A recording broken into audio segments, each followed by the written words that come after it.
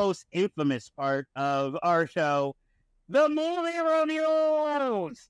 So, let's see. Where shall we start this week? Okay, the movie I'm kind of shocked you watched. The Mother, starring Jennifer Lopez, Omari Hardwick, Joseph Fiennes, and knowing we haven't heard in a while, and Gail Garcia Bernal, as well as Edie Falco. Now, I would say directed by Nikki Caro. I would say I was kind of shocked at how violent this movie was in action, considering who stars in it. It's kick-ass action film, but it's also another one of these films that you can tell was made for Netflix. I could see this on the big screen, but it specifically has its audience that it kind of reminds me of what I was hoping that movie with Allison Janney was going to be, that action film. This just promises more ass kicking, but it also, I don't know. I'm not going to get into the racial politics of this movie and Jennifer Lopez's roles, but it's interesting that she's playing this kick-ass action hero who always has perfect makeup in every scene, and how she knows beauty supplies so well, and how she's this kick-ass mercenary who's supposed to be smarter than the FBI, but she keeps trusting the FBI. It makes no sense. And then they're like, and then you know who you're gonna hook up with to have a child? Joseph Fiennes. And it's just like, really? And then it was like, we're gonna give you Omari Hardwick as your lover though and protector. But guess who's not gonna make it to the end? And it works because Omari Hardwick always looks bigger on the big screen. Then you're reminded how short he is.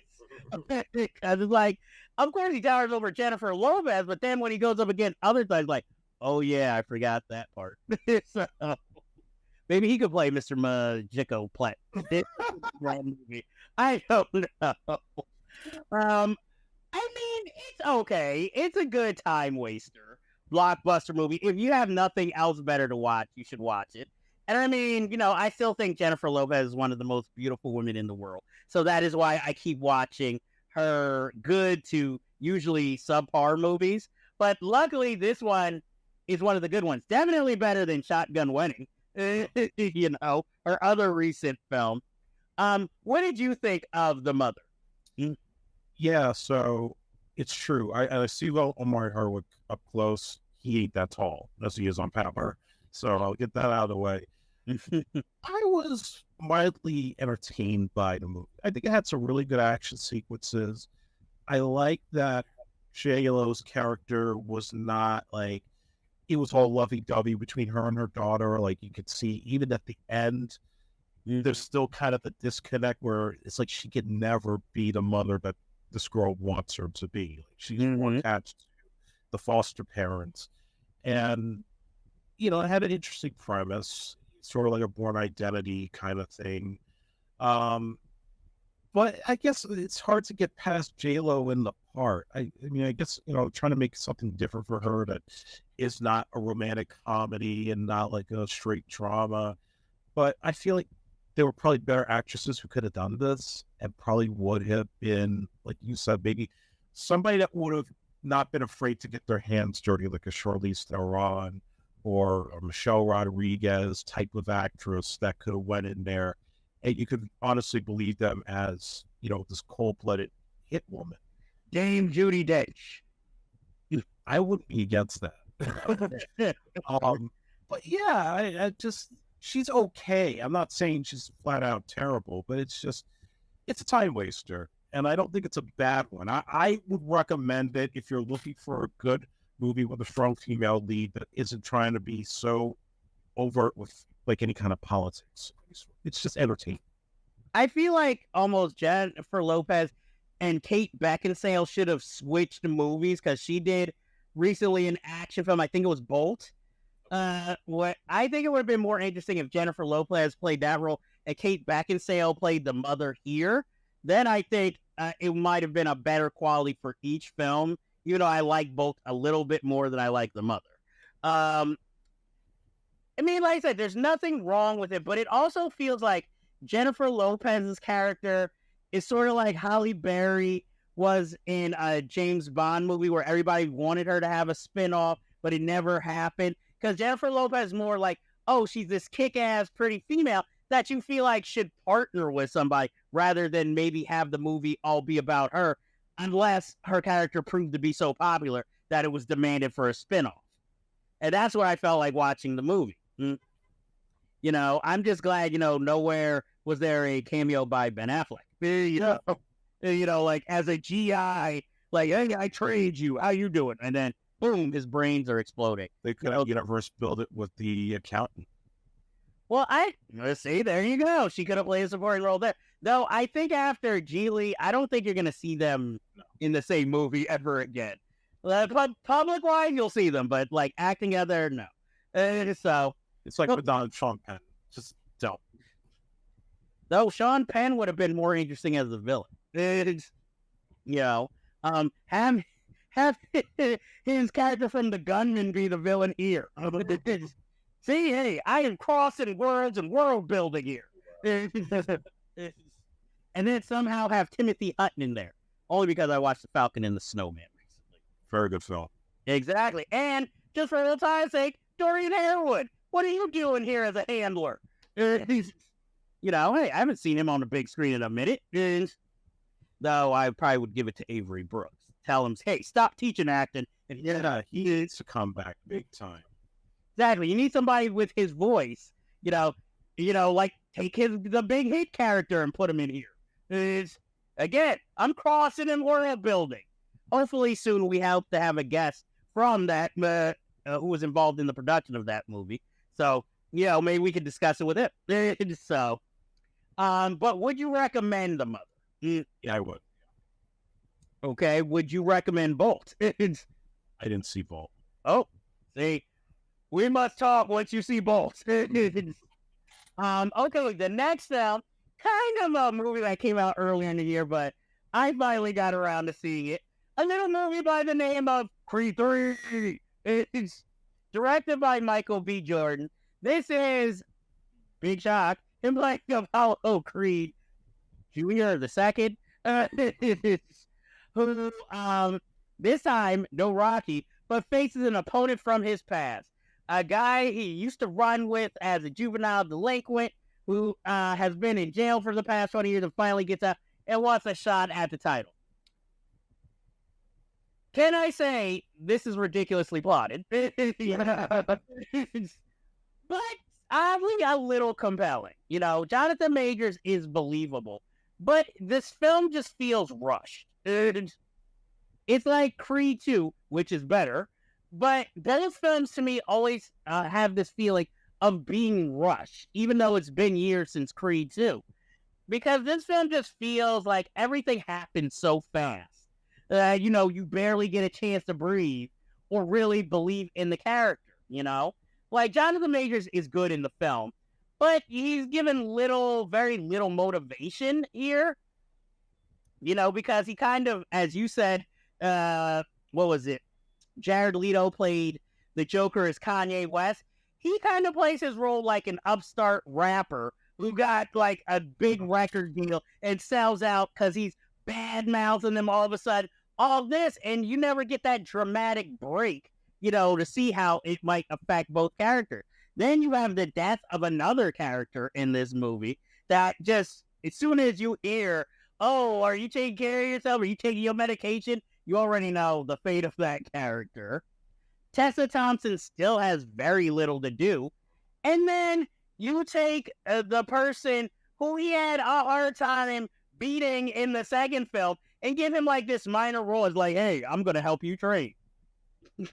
Like, really? Like, the most excitement I got was seeing the Spanish actors who Lauren Chavez from New York Undercover playing like the upstart fighter who he's supposed to be managing, playing the mother who says what everybody is feeling during this film, you know, and then we never see her again.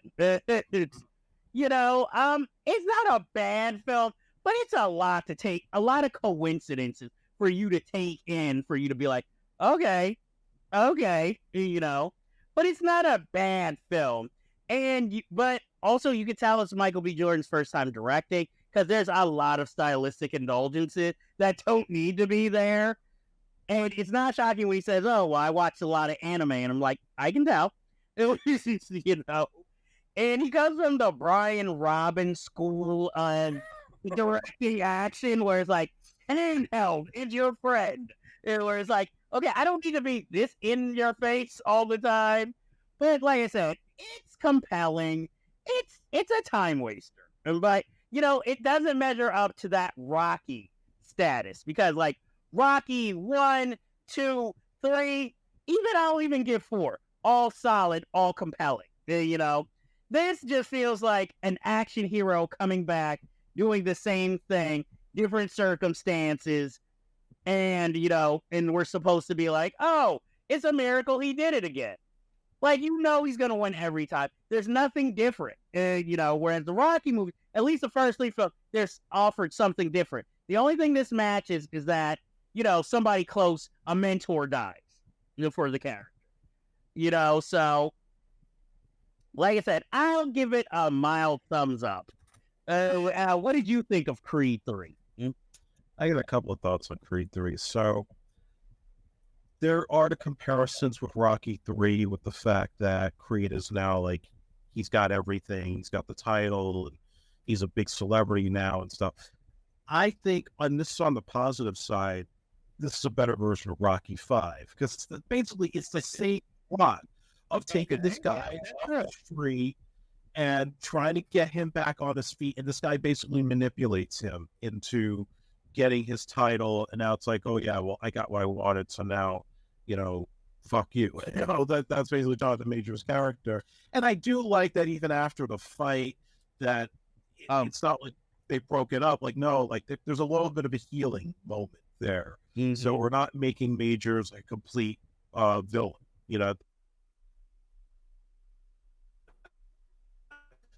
I the deaf girl that played his daughter was superb. She was like anytime she was on screen, I know he's trying to talk about doing a spinoff, which I don't think he should do, but I thought like she was cute. Like I really enjoyed watching her, the whole thing where he's trying to teach her not to become a fighter, and their interactions with the sign language. I thought that was cool. I could see why Stallone step back from this because obviously there was nothing more for Rocky. Exactly.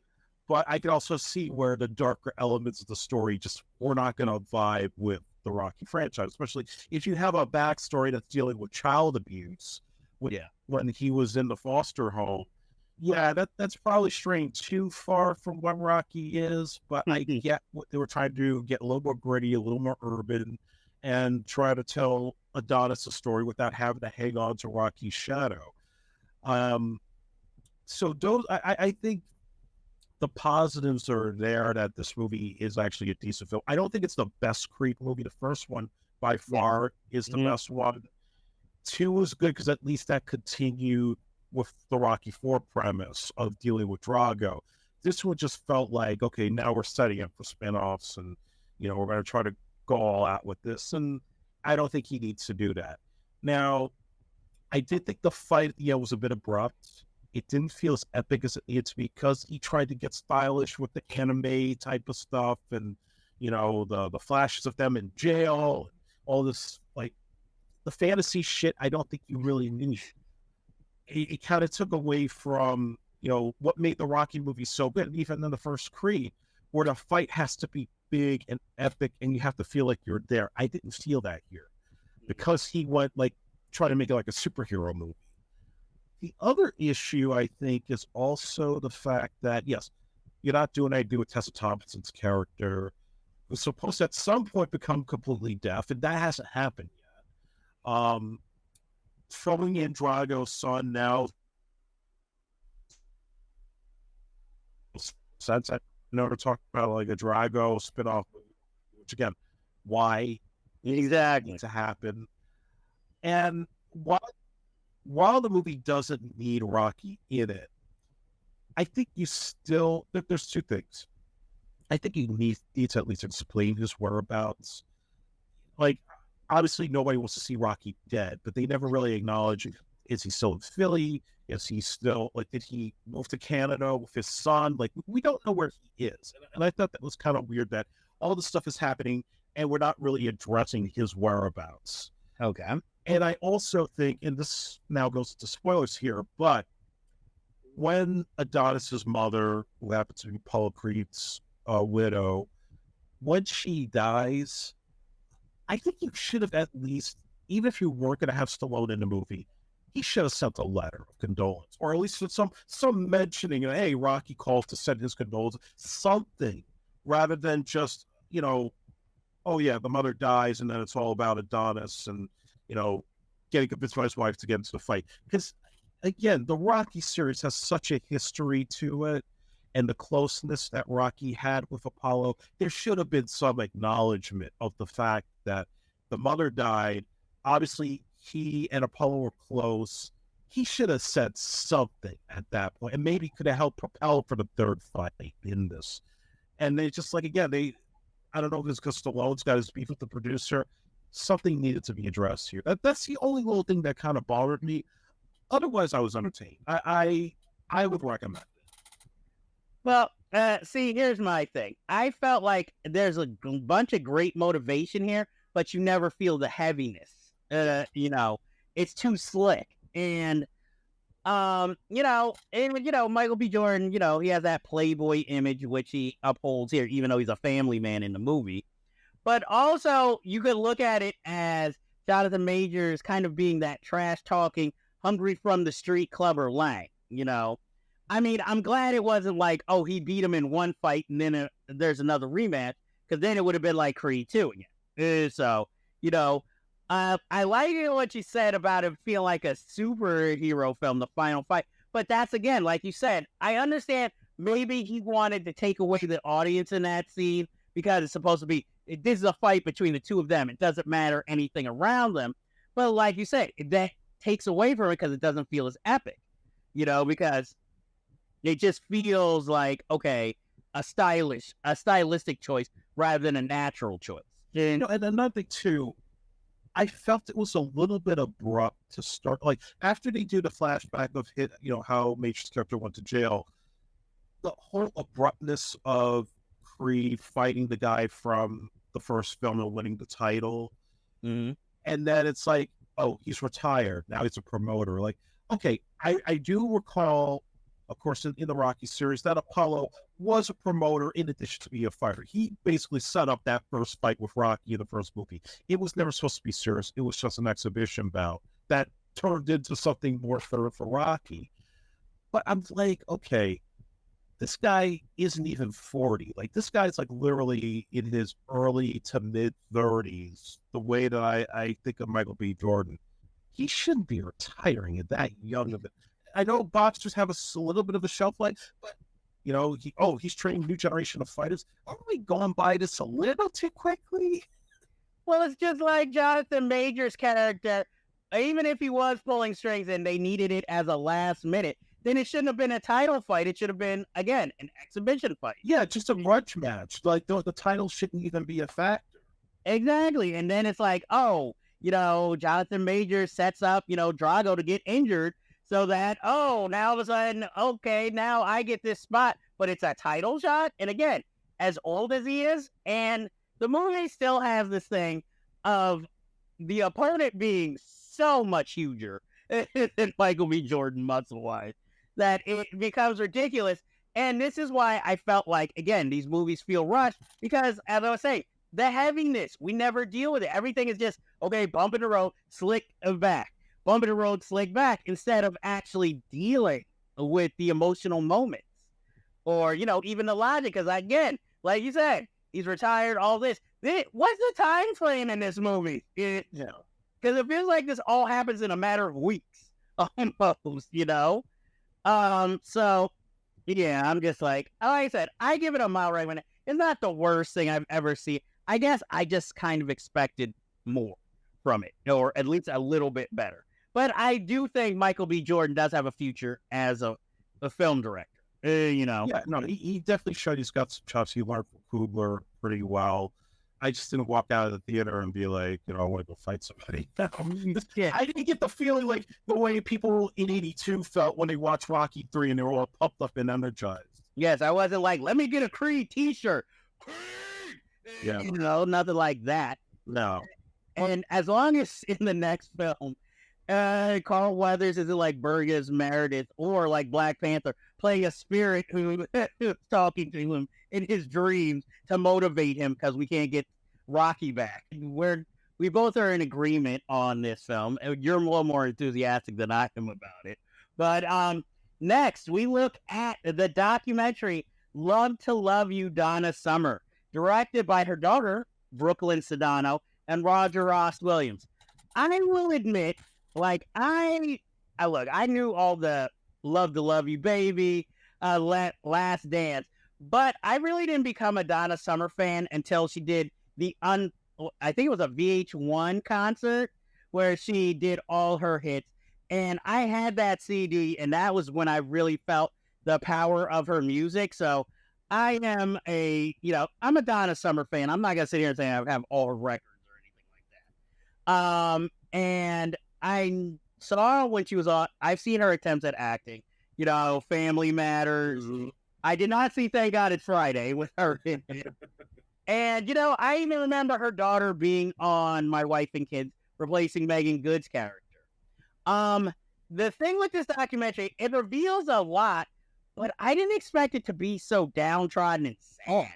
It was like, even when they had the highlights of, her life and career, it still was kind of like, yeah, but still kind of depressing. At least that's how I felt. I mean, I think it's a good, thorough documentary, dealing with like her abusive relationship and even having the guy who was abusing her, let him have his say, and, her finding, love with, I guess, the father of her children, but how that soured. But, it's just weird that she never found the happiness in all of her career and then died so abruptly, later in life, But I will say, I think it is, if you're a fan, it's a must see. I just wish, I'm not sitting here saying, yeah, you have to show the happy part, but I just wish there was a little bit more of a celebration of her life, more than just, it seemed like it was more focused on the hardships.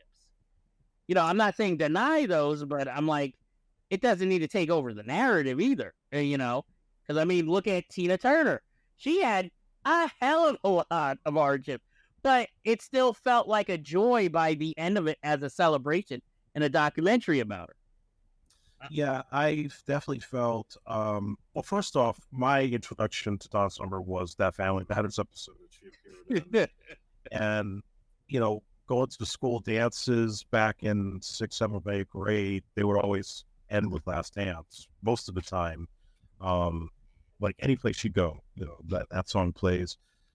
I appreciated her once I got into high school because, I started getting into a lot of like old school disco music just from watching a lot of movies that were cashing in on the 70s craze back then, and really was into like that Giorgio Moroder sound that she championed. So yeah, like, Rocky Road and, all that stuff. And even She Works Hard for the Money, like hearing that, that was always like a kicker.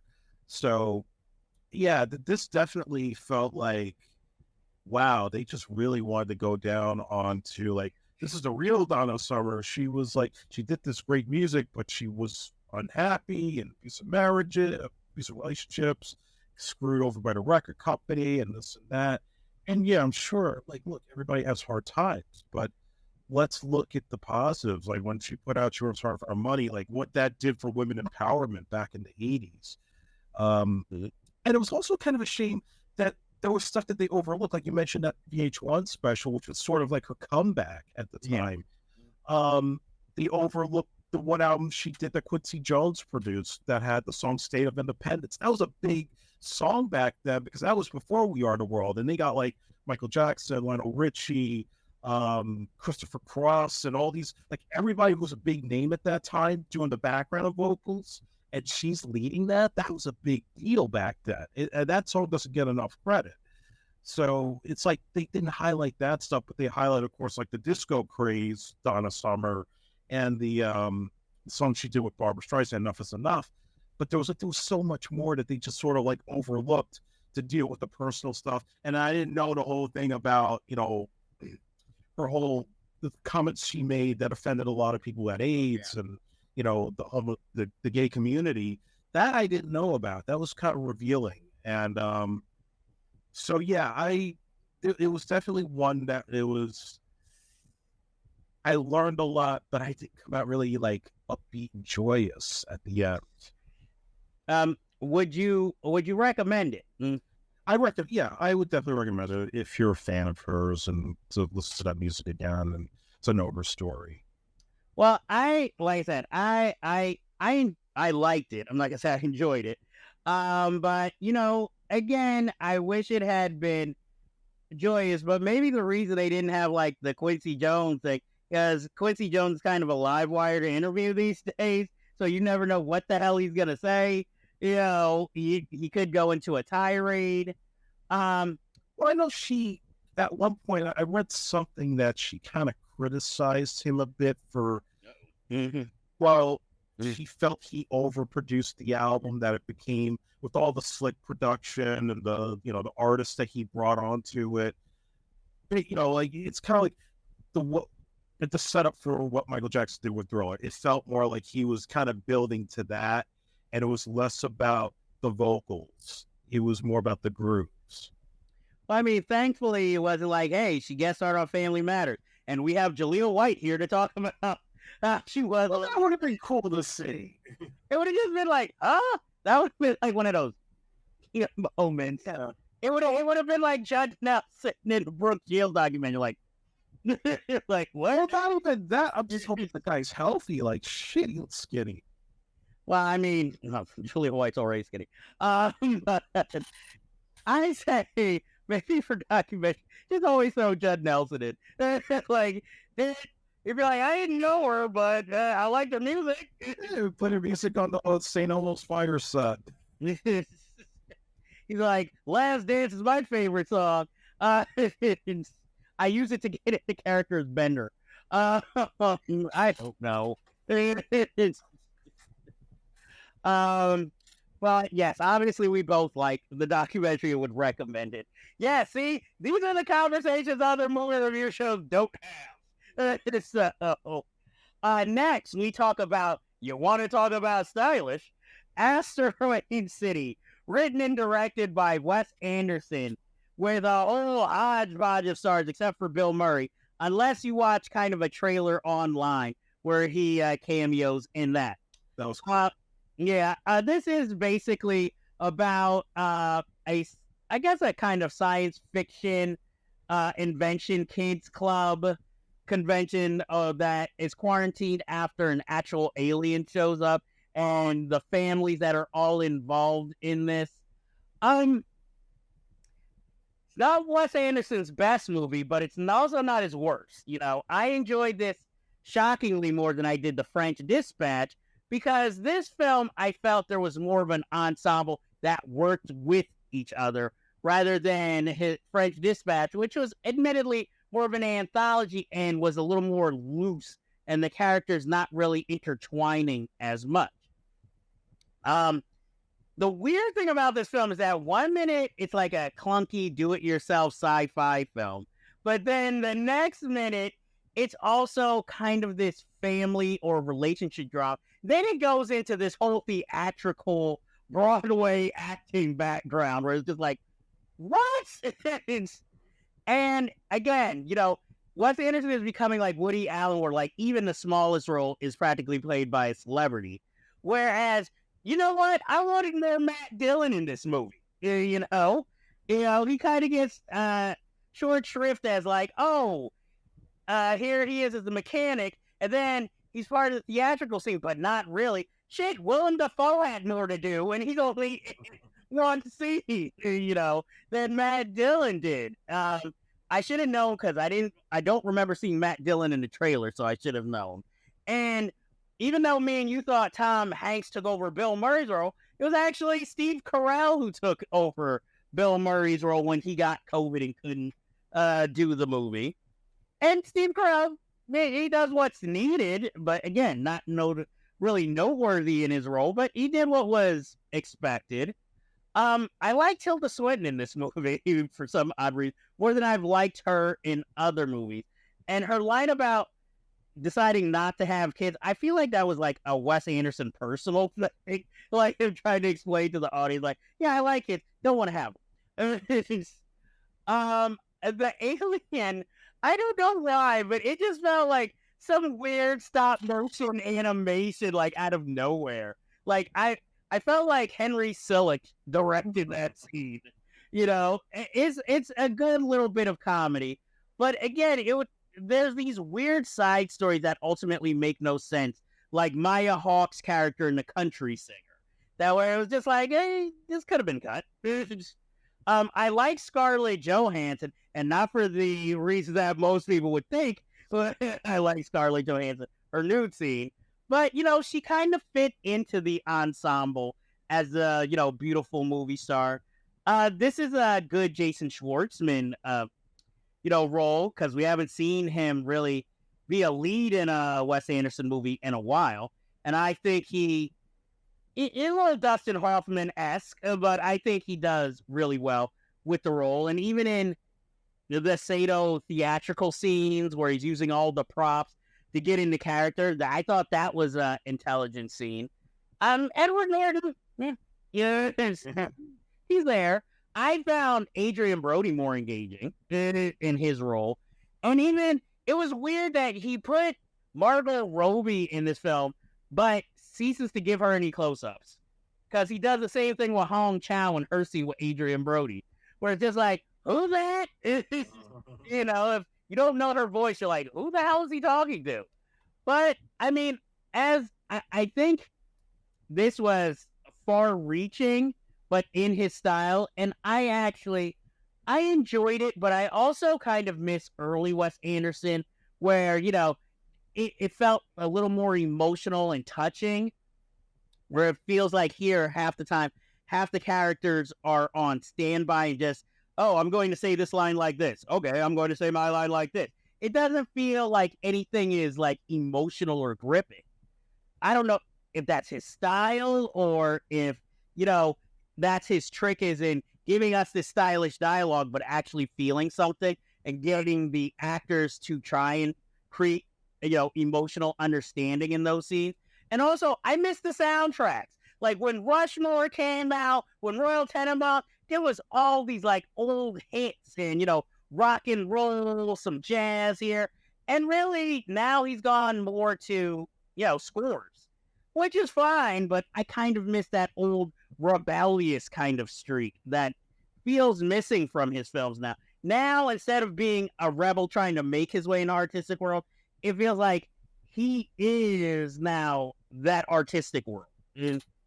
And I mean, as always, all his films look like matte frames, and, you know, like he's using matte art, and it's perfectly framed. But like I said, it's perfectly fine. If you're into Wes Anderson, yeah, you know, you'll enjoy the film. But if you are already critical of Wes Anderson, it's kind of a little bit more of the same, and it might be a little grating to you.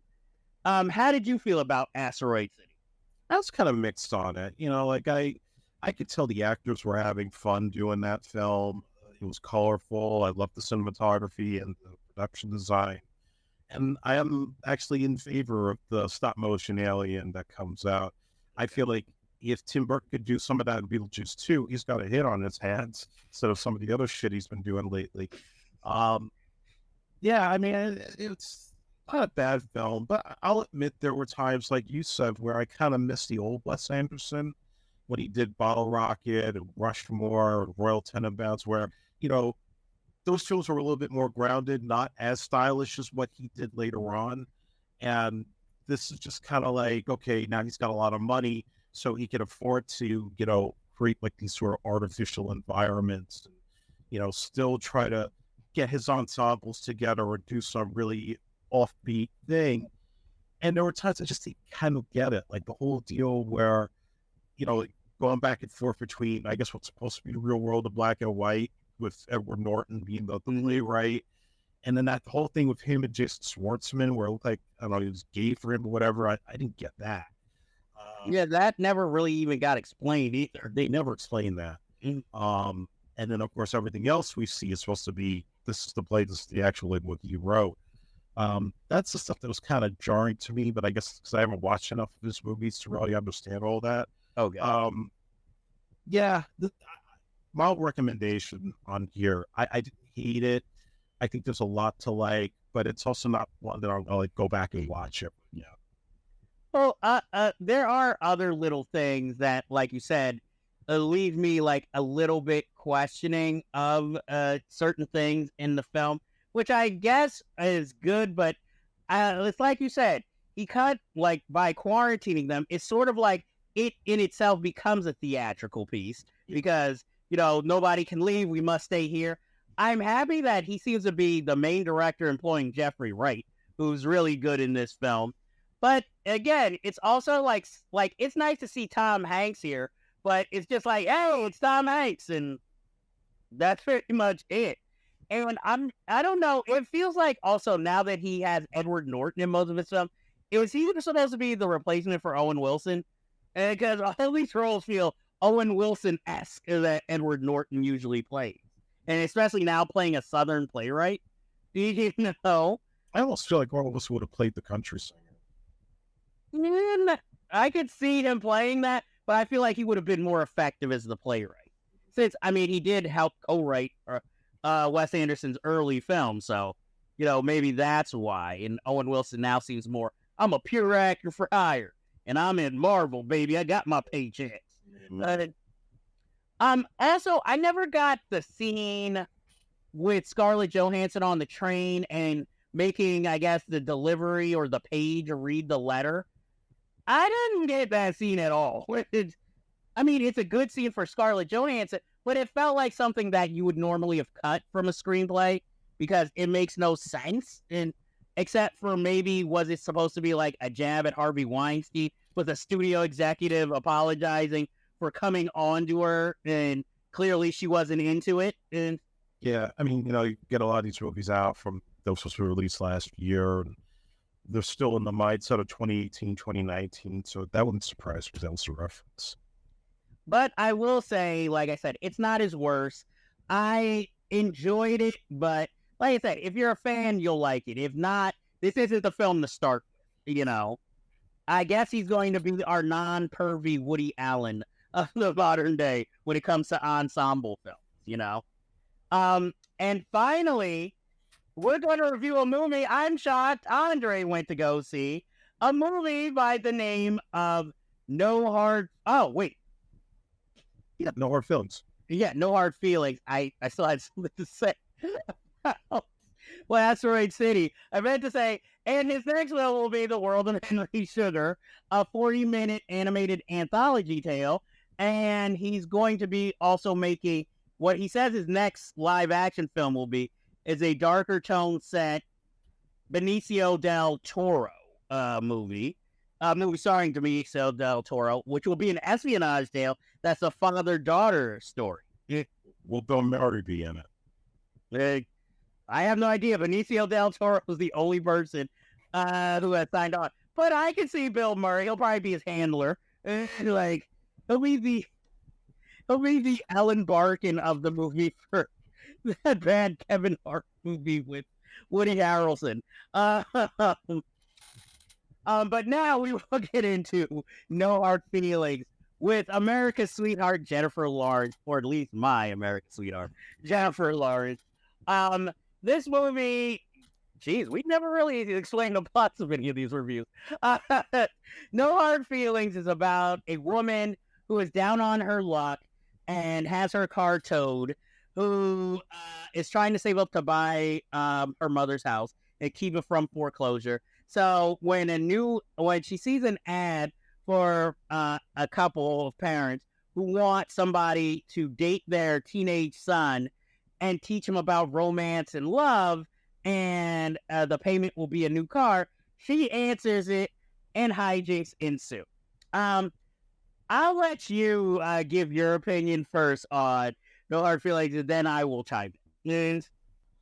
So I took a chance on this film because I've heard all this stuff that, it's actually surprisingly for Jennifer Lawrence, a complete character turnaround for her, not playing, a straightforward, tough leading lady or, a leading dramatically lady that's going to win another Oscar, but she actually gives a funny performance. And I got to say a couple of things. She's actually pretty good at comedy. I was actually quite shocked that she could handle the physical comedy really well, the timing. Okay. And, like just being able to kind of strip down her good looks to play somebody that's kind of klutzy and, doesn't quite have a handle on what she's doing. I kind of like that. I like that she was willing to give all. And I'm not just talking about like that famous nude scene that everybody's talking about, which in itself is quite amazing how they pulled that off about a double. But the fact that she was willing to kind of go there from a comedic level that a lot of actresses of her type are afraid to do or can't do convincingly. So I got to give her props on that. I think she raised my respect level for her, kind of went up because of that. It's also kind of what you don't see anymore in theaters. True. Rarely get those kind of like this could have easily been a Judd Apatow comedy, but obviously you would have felt like Amy Schumer or somebody else in that part instead of somebody like Jennifer Lopez. No, but yeah, this was a rarity to have in theaters now. To have, I guess, this idea that you're going to do this comedy of a girl paid to become this teenager's girlfriend, and you're going to get her to do it. That's quite out of the box, and I like that. And my God, Matthew Broderick got bored. Like he just like, holy shit, this guy took shit. The hair, and I know he gained a lot of weight, but and just turned 60. But come on, he's really just what is Sarah Jessica Parker doing to him? I feel bad. Like he's volumizing his hair. This is a far cry from Ferris Bueller, even a far cry from Godzilla. Jesus Christ. And I was also surprised too. This is one of those movies that you think would be littered with a bunch of cameos from like famous comedians, and they don't do that here. Yeah, everybody's like Broadway and New York trained actors in this. That, like I said, this is a rarity. I was quite shocked. Though I did think the kid that she's dating is a little bit fruity, but I don't know. Not that he had to be like, super macho man masculine or anything like that, but I was like, is he a little too far? Like, I'm thinking, sure he's a straight kid?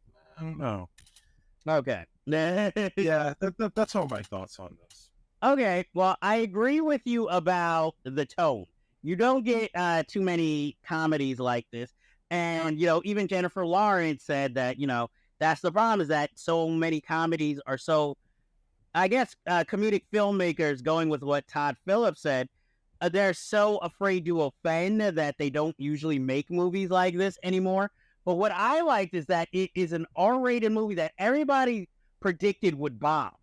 And it was the hit out of all these films that were released in, recent weeks. It's not like $100 million hit, but it made more than they expected to, proving that R-rated comedies can still make money. And mid-budgeted movies can still turn a profit. Even though, $45 million, I guess that goes mid-budget these days.